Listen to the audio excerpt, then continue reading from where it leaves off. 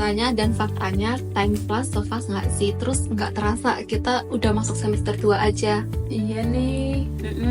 Sebagai mahasiswa semester 6, dari awal masuk kuliah sampai sekarang kita selalu disuruh untuk mencari data yang valid nggak sih? Terus biasanya kita nyarinya di website BPS. Kalian nyangka nggak sih bisa magang di BPS? Nggak nyangka sih. Ya sama, aku juga nggak nyangka. Terus kita makin lebih tahu tentang proses bisnis yang ada di BPS kan. Nah, dari awal aku magang, sebelum magang tuh aku selalu penasaran sama tim neraca wilayah analisis atau NWA. Kalian kalau di tim NWA ngapain aja sih? Kalau aku pas di tim NWA ya, aku tuh disuruh rapiin file-file yang ada di tim NWA jadi data time series gitu, jadi biar lebih rapi di tiap tahunnya. Oh, kalau aku pernah disuruh baca tentang buku neraca nasional. Itu bukunya benar-benar tebal banget loh guys. Kayak kita aja liatnya kayak wow gitu. Tapi yang paling aku soroti dari buku itu tentang PDRB. Nah, PDRB atau Produk Domestik Regional Bruto itu ternyata merupakan PDB versi wilayah, provinsi atau kabupaten. Nah, PDRB mencerminkan nilai total tambah yang dihasilkan semua unit produksi dalam wilayah dan pada waktu tertentu. Nah, untuk mendapatkan angka-angka yang ada di PDRB itu biasanya menggunakan 3 pendekatan. Pendekatan pertama itu ada pendekatan produksi. Nah, kalau di pendekatan produksi itu terdiri dari beberapa komponen atau beberapa sektor nih. Ada 17 sektor. Tapi kalau aku sebutin satu-satu, kalian capek nggak sih ngedengerinnya atau bosan gitu nggak sih? Capek sih. Nggak akan capek. Jadi aku mungkin nyebutin beberapa aja ya. Di pendekatan ini terdiri dari beberapa sektor. Yang pertama itu ada sektor pertanian, terus ada sektor konstruksi juga, sektor industri pengolahan, jasa pendidikan atau informasi dan komunikasi dan lain-lainnya. Terus yang kedua itu ada pendekatan pendapatan. Nah, di pendekatan pendapatan ini merupakan PDRB yang dilihat dari semua hasil dari produksi-produksi tadi yang berupa jasa atau upah, sewa, dan lain-lain yang belum dikurangi sama pajak penghasilan, seperti itu. Nah, yang ketiga itu ada pendekatan pengeluaran. Di pendekatan pengeluaran ini terdiri dari beberapa juga. Yang pertama itu adalah pengeluaran konsumsi rumah tangga, terus pengeluaran konsumsi pemerintah, dan yang lain-lainnya. Wow, ternyata banyak juga ya jenis pendekatannya. Terus yang sering kita gunakan itu pendekatan apa? Nah, di Indonesia itu pendekatan yang paling sering digunakan itu cuma 2. Yang pertama itu pendekatan produksi dan pendekatan pengeluaran. Sedangkan pendekatan pendapatan itu belum bisa digunakan di Indonesia. Karena apa? Karena kita tahu kan, masyarakat Indonesia itu cenderung belum bisa terbuka secara real untuk memberitahu tentang pendapatan mereka. Sebagai contoh nih, Cindy kan sebagai ASN, tercatatnya sebagai ASN. Nah, pendapatannya tuh hanya tercatat ASN aja. Sedangkan Cindy punya pendapatan lain di luar ASN tadi. Dia punya side job gitu. Tapi Cindy belum bisa jujur dan belum mau terbuka tentang pendapatan realnya, seperti itu. Oh, begitu. Terus konsep menghitung PDRB itu gimana sih, Ar? Nah, konsep penyusunan PDRB itu kita berpacu pada SNA, yaitu Sistem Neraca Nasional, atau dalam Inggrisnya itu Sistem National Account, seperti itu. Jadi, kita kan sebagai negara Indonesia nih, negara Indonesia yang tidak tertutup secara ekonomi, yang dimana kita bisa membandingkan perekonomian kita dengan perekonomian dunia, seperti itu. Jadi, kita menggunakan standar SNA untuk bisa membandingkan kan. Terus, kita masih menggunakan SNA yang 2008. Sebenarnya tuh sekarang udah ada SNA yang 2024, tapi itu belum launching secara global. Nah, perbedaan SNA tahun 2008 sama yang tahun 2024 ini, di tahun 2008 kita masih menggunakan tentang yang green economy, sedangkan yang di tahun 2024 itu sudah menggunakan yang blue economy, seperti itu. Kakak juga sering nih kepikiran, PDRB itu sebenarnya ada 2. Yang pertama berdasarkan harga berlaku, dan yang kedua itu berdasarkan harga konsumen. Konstan. Sorry ya, berdasarkan harga konstan gitu ya. Nah, apa sih yang membedakan kedua itu, dan kenapa yang sering kita gunakan itu berdasarkan harga konstan? Terus bagaimana itu cara pembentuknya? Kenapa kita juga selalu menggunakan berdasar tahun 2010, padahal kan sekarang udah tahun 2025. Buset, santai dong, santai. Pertanyaannya banyak banget. Ini kayak aku lagi di sidang skripsi tau. Soalnya aku kan masih suka bingung kan gitu. Ya sih Luis, benar yang kamu bilang, kalau PDRB itu ada 2, menurut harga berlaku dan menurut harga konstan. Nah, perbedaan yang dari kedua itu, kalau harga berlaku itu menggunakan tahun berjalan gitu. Sedangkan yang menurut harga konstan, kita itu menghilangkan inflasi gitu pengaruh-pengaruh inflasi atau semacamnya. Jadi itu menggunakan tahun dasar gitu.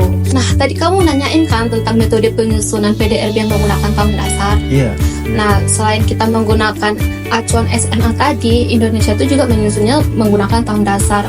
Nah, kita tuh sekarang menggunakan tahun dasar yang 2010. Itu biasanya berganti-ganti.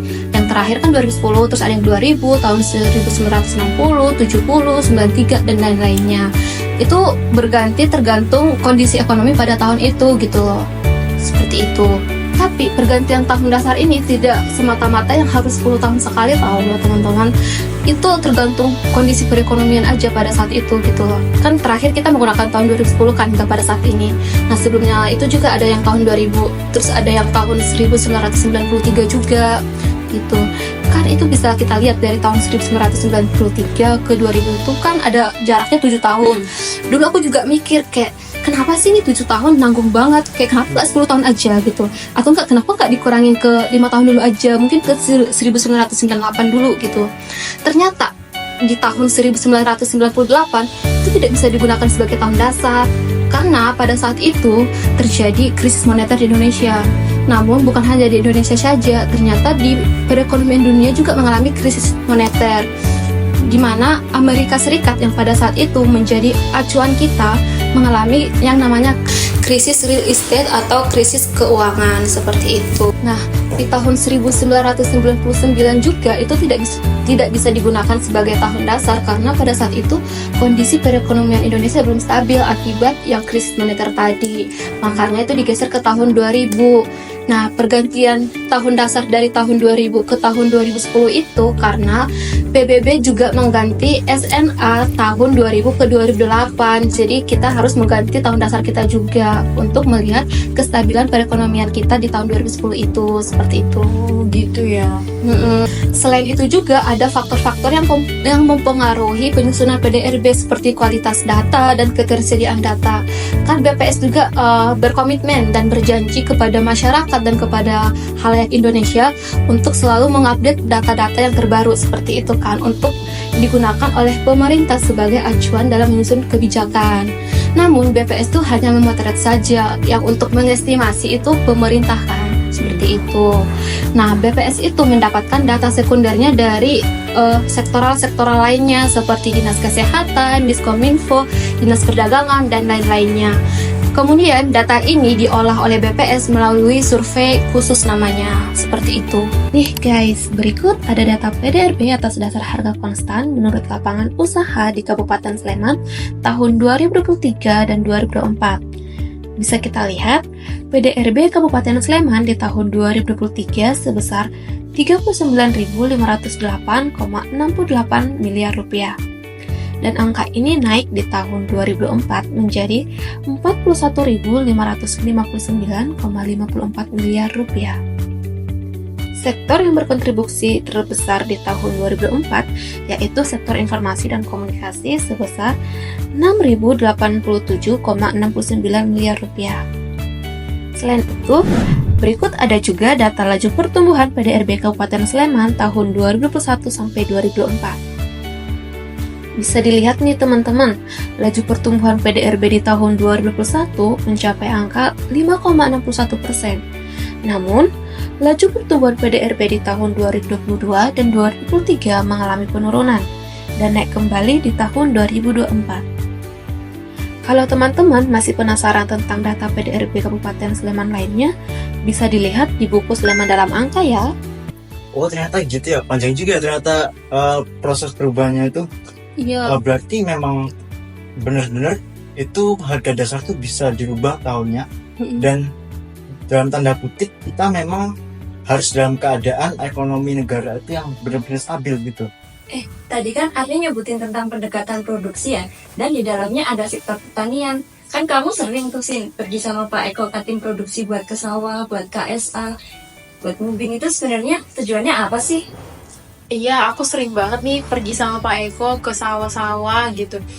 Nah, jadi gini teman-teman, KSA itu adalah kerangka sampel area.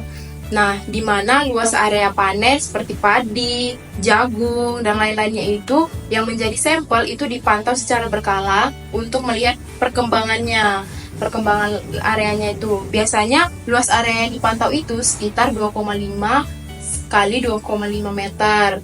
Nah, pemantauan ini akan menghasilkan estimasi seperti luas area panen, produktivitas, dan total produksinya. Nah, KSA ini dilakukan untuk mengambil sampel di seluruh wilayah pertanian.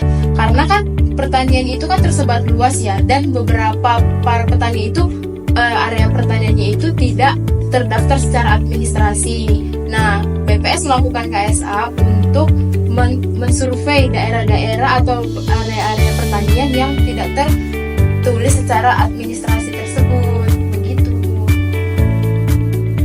Berdasarkan hasil survei KSA, realisasi luas panen padi sepanjang Januari hingga Desember 2024 mencapai sekitar 96,98 ribu hektar. Tapi ini mengalami penurunan sebesar 8,72 ribu hektar atau 8,25% dibandingkan tahun 2023 yang sebesar 105,69 ribu hektar. Oh iya, kan kemarin aku sempat nggak masuk ya. Pas aku nggak masuk tuh, kalian ada kegiatan webinar kan? Webinar tuh ngapain sih? Terus bedanya sama KSA tuh apa? Nah, perbedaan dari webinar sama KSA itu seperti yang udah aku jelasin tadi. KSA itu kan untuk memantau areanya itu, area luas panennya itu secara berkala ya. Nah, untuk webinarnya itu kita akan memanen area lahan tersebut yang menjadi sampel itu dan kemudian mengalihkan luas daerah panen itu dengan hasil produksi area panen itu, seperti itu. Jadi nanti hasilnya itu akan menghasilkan hasil pertanian itu akan menghasilkan output yang akan menjadi total produksi seluruh area pertanian. Jadi gitu, Bil. Provinsi DIY menghasilkan produksi padi yang mencapai sekitar 452,83 ribu ton GKG pada tahun 2024. Tetapi ini mengalami penurunan sebanyak 15,22% dibandingkan tahun 2023 yang hasil produksinya mencapai 534,11 ribu ton GKG. Kalau kamu sendiri udah pernah ikut survei apa aja? Aku sih belum pernah ikut survei ya. Emang kalian udah pernah ikut survei apa aja sih? Aku pernah sih ikut survei harga pedesaan. Jadi itu tuh kayak kegiatan rutin bulanan BPS yang mana dia itu mengumpulkan data tentang harga komoditas petani dan juga harga produksinya gitu. Data dari survei pedesaan itu buat apa sih, Lis? Dari data itu bisa digunakan untuk menghitung pertama indeks harga yang harus dikeluarkan oleh petani, dan yang kedua itu indeks harga yang harus diterima oleh petani. Memang dari dua indeks tersebut kita bisa menghitung juga seberapa nilai tukar petani, sehingga kita bisa menemukan nih dari NSP tersebut, nilai tukar petani tersebut itu kita bisa dapat nilai kesejahteraan petani begitu. Dan juga dari data pedesaan tadi kita itu bisa menggunakan itu dalam perencanaan pembangunan pedesaan atau pertanian begitu. Oh, jadi dari hasil SHP itu bisa digunakan buat indikator pedesaan seperti data IHK pedesaan atau mungkin inflasi di desa. Terus juga bisa dibuat untuk ngitung indeks harga yang dibayar dan diterima oleh petani. Nah, benar. Aku sering tahu ditugasin buat ngumpulin kuesioner survei kayak survei neraca terintegrasi, survei neraca perdagangan. Oh iya, aku juga tuh kayak hasil-hasil survei kayak punya Salis tadi itu, aku tahu yang inputin di websitenya kayak gitu. Kayak survei K3, survei koperasi simpan pinjam, gitu-gitu deh pokoknya. Ngomong-ngomong tentang survei, aku juga pernah tuh diajak survei ke beberapa kelurahan sama Bu Isti. Jadi waktu itu tuh kita melakukan survei potensi desa atau yang biasa disebut PODES. PODES itu kegiatan menyusun profil desa yang nantinya itu akan digunakan untuk membuat IKG atau indeks kesulitan geografis. Nah, indeks kesulitan geografis tuh kayak gimana sih, Din? Jadi indeks kesulitan geografis atau yang disebut aja IKG lah, itu adalah indeks yang mencerminkan tingkat kesulitan suatu wilayah secara geografis seperti keterkecilan, aksesibilitas, dan kondisi alam. Contohnya di suatu desa, sebut aja desa Allah gitu. itu tuh mereka tidak punya akses jalan yang memadai. Artinya tingkat kesulitan geografisnya itu jadinya tinggi gitu. Selain akses jalan itu bisa juga diukur dari sarana pendidikan. Misalnya di desa A itu nggak ada SD. Nanti dihitung berapa jarak kedekatan di desa A ini, SD di desa A ini sama SD di desa lainnya. Nah, dan apakah akses menuju ke SD di desa lainnya itu mudah? Apakah sulit? Kalau semisal aksesnya sulit, berarti tingkat IKG-nya itu semakin tinggi. Nah, gitu. Jadi dengan adanya IKG ini bisa mendorong pemerintah dan juga investor untuk membangun infrastruktur di daerah tersebut. Gitu, guys. Oh, jadi gitu, Din. Ternyata pendataan PODES ini penting banget ya. Tapi aku masih bingung deh, gimana caranya BPS mengumpulkan semua data ini? Nah, jadi untuk mengumpulkan data itu, BPS menggunakan aplikasi yang namanya Fasti, yaitu aplikasi mobile yang dipakai oleh petugas untuk mengisi data PODES langsung di lapangannya. Selain Fasti itu tapi ada juga metode pengisian mandiri oleh responden melalui website yang namanya Cawi. Tapi itu khusus untuk kategori tertentu aja, misalnya desa 2T, yaitu tertinggal dan terdepan. Itu. Oh, ternyata di BPS ini udah banyak banget ya jenis kegiatan yang kita ikutin. Kan tadi kan aku udah ikut ini, udah pernah ikut sebuah pedesaan nih. Kalau dari kalian pernah nggak sih turun-turun ke lapangan untuk PSA sama mungkin ya? Aku pernah nih ikut kegiatan lapangan dari tim PSS. Kegiatannya tuh pemaparan materi peran BPS sebagai pembina statistik sektoral di OPD itu. Nah, iya nih, aku sering banget dengar tentang PSS ke OPD gitu. Itu sebenarnya apa sih tujuannya? Jadi BPS itu ditugaskan oleh pemerintah pusat untuk pembinaan pendataan statistik atau pengumpulan data dari pemerintahan daerah, provinsi sampai kabupaten kota. Nah, datanya itu masih beragam, belum terstandarisasi, belum mengacu konsep definisi yang sama. Sehingga apabila data itu dijajarkan atau diperbandingkan itu tidak bisa. Seperti misalnya data dari Kabupaten Sleman dibandingkan dengan data Kabupaten Gunung Kidul atau kabupaten lain, itu tidak bisa. Nah, jadi peran BPS itu melakukan pembinaan statistik sektoral agar ketika outputnya nanti sudah terstandarisasi, sudah mengacu konsep definisi yang sama, otomatis outputnya itu akan menjadi akuntabel dan berkualitas sehingga datanya itu bisa dibandingkan dengan wilayah lain. Oh, berarti kegiatan PSS tuh kurang lebih sama ya kayak kegiatan Desa Cantik? Hah? Desa Cantik? Desa Cantik itu apa? Apa nyari cewek cantik di desa?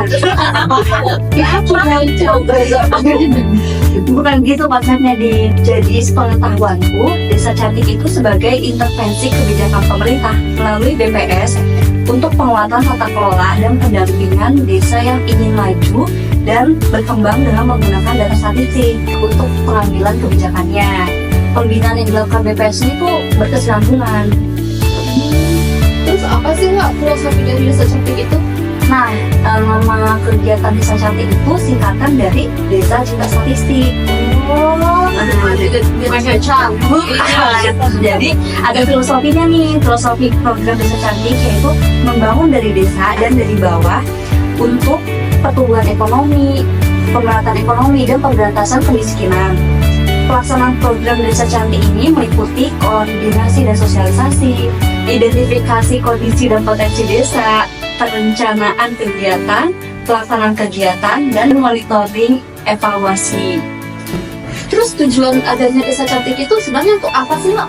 Nah, tujuannya itu untuk meningkatkan literasi, kesadaran, dan peran aktif perangkat desa dalam kegiatan statistik. Dari Desa Cantik itu emang outputnya apa aja, Kak? Nah, output dari program Desa Cantik ini meningkatnya kapasitas literasi bagi aparatur desa. Nah, contohnya itu Output Kelurahan Marurejo. Nah, mereka tuh sekarang udah bisa loh menampilkan data dalam bentuk infografis. Nah, ini tuh lebih mudah untuk dilihat dan dipahami. Terus siapa aja sih Pak yang terlibat dalam program Desa Cantik? Jadi pihak yang terlibat dalam program Desa Cantik ini ada tim pembinaan Desa Cantik Statistik BPS Kabupaten, terus perangkat desa, dan masyarakat desa yang khususnya tuh tergabung dalam AG Statistik. Oh, gitu. Iya. Wah, ternyata kegiatan kita udah banyak banget ya selama magang di BPS ini. terus kita jadi tahu dari data yang biasanya kita baca, dan juga kita jadi tahu proses-prosesnya itu gimana. Tapi kira-kira data-data yang tadi kita sebutin itu kita bisa dapat publikasinya di mana ya? Nah, untuk publikasinya kita bisa berkunjung di website BPS di dalam publikasi Sleman dalam Angka. Di situ semua informasi terkait yang kita bicarain tadi tersedia secara lengkap dan update setiap tahunnya. Kita dan teman-teman yang sedang menonton ini mungkin sebentar lagi mau skripsian nih atau malah sudah mulai. BPS bisa menjadi tempat atau sumber data bagi teman-teman yang membutuhkan data untuk tugas akhirnya. Jika teman-teman ingin mencari data di kota atau wilayah yang lain yang diinginkan juga bisa kok, dengan menyesuaikan website BPS sesuai dengan daerah atau tempat yang teman-teman inginkan. Oke, sangat bermanfaat sekali ya guys perbicaraan kita hari ini. Kalau kata anak Jaksel sih daging banget. Apalagi buat kita nih yang mau skripsian, aduh semangat deh ya, semangat. Oke, mungkin cukup sekian ya teman-teman buat diskusi dan bincang-bincang kita kali ini. See you. Disclaimer ya teman-teman, informasi yang kami sampaikan kami dapatkan berdasarkan pengalaman kami setelah magang di BPS Kabupaten Sleman selama 5 bulan. Dan apabila ada kata atau informasi yang kurang tepat, mohon dimaafkan dan dimaklumi. Apabila ingin mendapatkan informasi yang lebih akurat, bisa mengunjungi web resmi BPS Kabupaten Sleman atau bisa langsung mengunjungi kantor BPS Kabupaten Sleman. Terima kasih.